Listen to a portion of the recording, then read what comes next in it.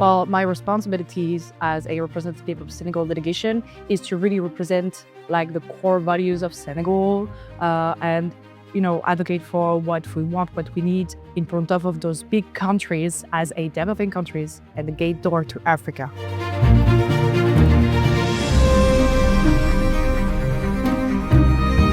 In the simulation, I did a lot of research into Senegal and also talked to AI researchers and representatives from GPAI originally.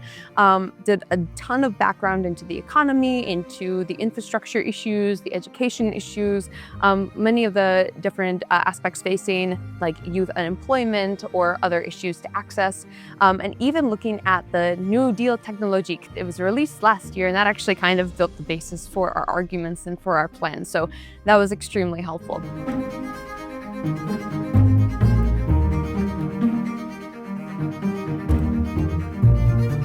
It feels quite realistic, not only in the setup, again, in the way that they're prepared for this, the types of disagreement that arise, which they sort of integrate their respective roles. Some are journalists, some are leaders, some are have different perspectives, some are parts of public infrastructures. These conflicts that you could expect arise in these bodies, like really they felt quite realistic. Yeah, it's pretty accurate because like a lot of stuff we're talking about where everyone's kind of going through their list of laws. We're talking about US law a little while ago. We're talking about like different AI meetings as well. Like a lot of real life things are happening. Like we're trying to, like all of us are assuming the roles and kind of going through it. And so it's definitely. Yeah, it's really realistic. Yeah. It's not just a simulation. It's a real world scenario, I think.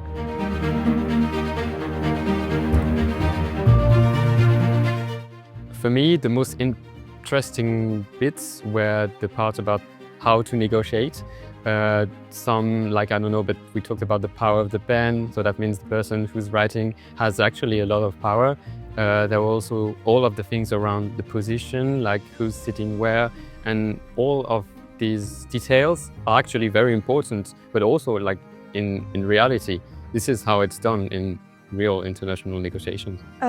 Our responsibilities is, I think, to fetch the right information and, of course, like any journalist, not give out fake news, for instance, and and to inform people of what's going on in Simuvaction and what are people doing. What is fascinating here is that really people do not want to get too far into conflicts. They really share a clear goodwill to achieve some results that will be shared in a common declaration, a common statement that will be meaningful for all of the participants, which is an interesting position, but at the same time it's a limitation, because sometimes we need to accept to get into the conflict.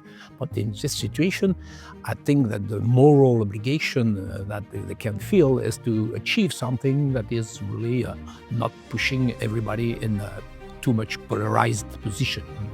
What we want to do is to have really this ecosystem of stakeholders being involved and supporting our students, especially after COVID, where I realized that the gap that we had between the sciences and humanities, and we needed absolutely to fill the gap and to show the student that when they have the same interest, even though they are coming from international contexts and different ones, or they are coming from interdisciplinary fields, they can still speak the same language and defend some interests and convictions.